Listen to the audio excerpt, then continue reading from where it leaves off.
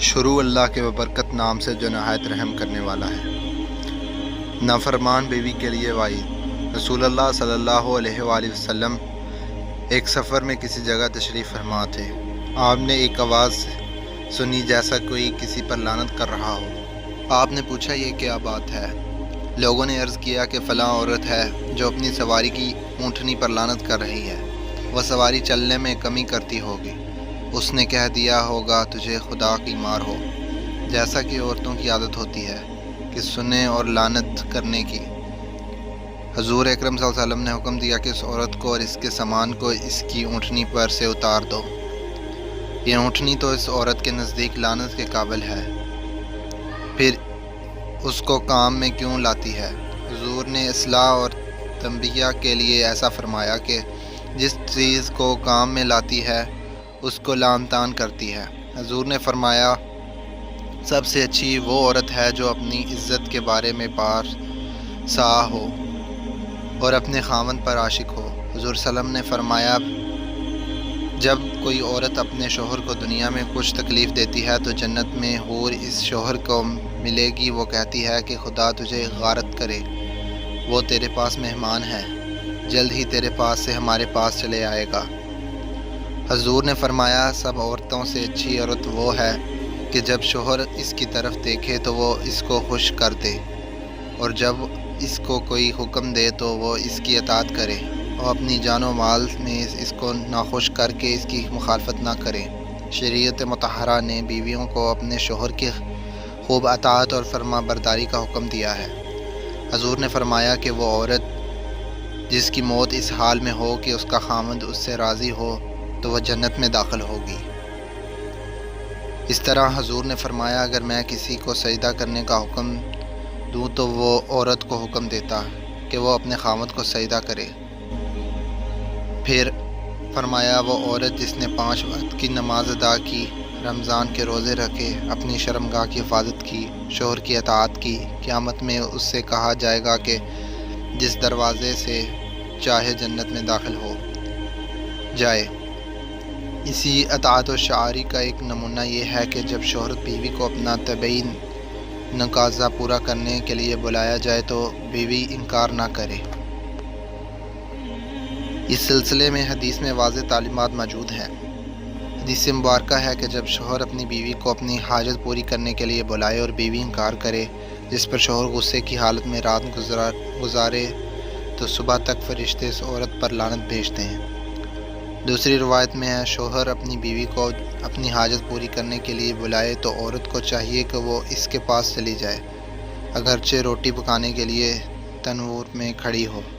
لہٰذا امز کم عورت کو چاہیے کہ وہ حتیٰ الامکان شوہر کے اطاعت کرے، اور جو کیفیت غیر اختیاری ہو اس کا اظہار نہ کرے، شوہر کو بھرا بلا بھی نہ کہے، اللہ سے بردباری طلب کرے، اور شوہر کو چاہیے کہ بیوی کی اطاعت کو مد نظر رکھ کر اس سے تعلق قائم کیا کرے۔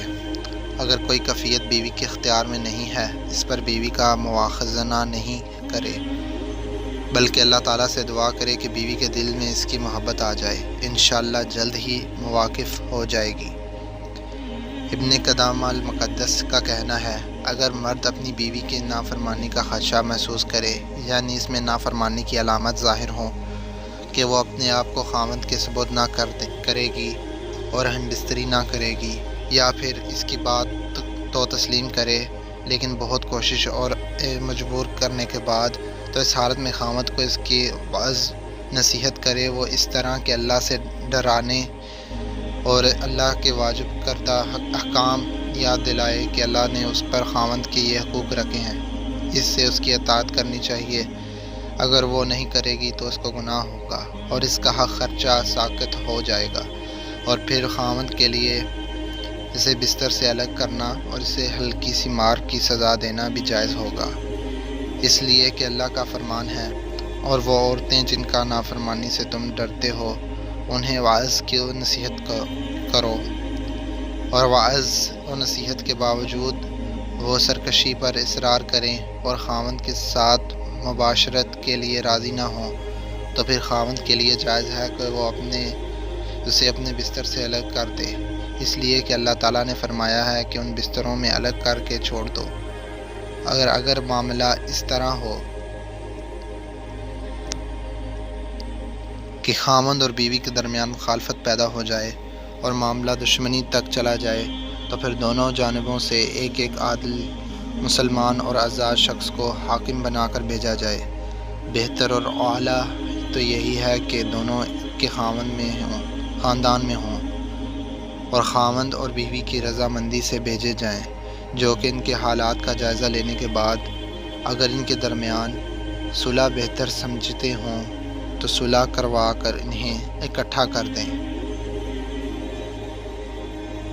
اگر وہ یہ دیکھیں کہ ان کی علیحدگی ہی بہتر ہے تو پھر ان کے درمیان طلاق یا خلا کر کے علیحدگی کروا دیں۔ جو بھی یہ فیصلہ کریں گے وہ خامند اور بیوی کو تسلیم کرنا ہوگا۔ اللہ کا فرمان ہے کہ اگر تمہیں خامند اور بیوی کے آپس میں ایک دوسرے کے ساتھ ابنے کا خدشہ ہو تو ایک منصف مرد والوں کا ایک منصف عورت والوں کے گھر والوں سے مقرر کرواؤ۔ اگر یہ دونوں صلح کرنا چاہیں تو اللہ دونوں میں ملاپ کروا دے گا۔ حضور صلی اللہ علیہ وسلم نے فرمایا کہ دوزخی عورتیں جن کو میں نے دیکھا نہیں میرے زمانے کے بعد پیدا ہوں گی کہ کپڑے پہنے ہوں گے اور ننگی ہوں گی، یعنی نام کے بدن پر کپڑا ہوگا لیکن کپڑا اس قدر باریک ہوگا کہ تمام بدن نظر آئے گا، اور اترا کر بدن کو مٹکا کر چلیں گی۔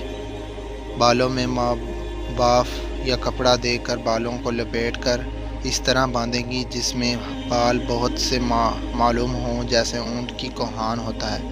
ایسی عورتیں جنت میں نہ جائیں گی بلکہ اس کی خوشبو سے بھی ان کو نصیب نہ ہوگی۔ اللہ تعالی ہم سب کو سمجھنے اور اس پر عمل کرنے کی توفیق عطا فرمائے۔ آمین ثم آمین۔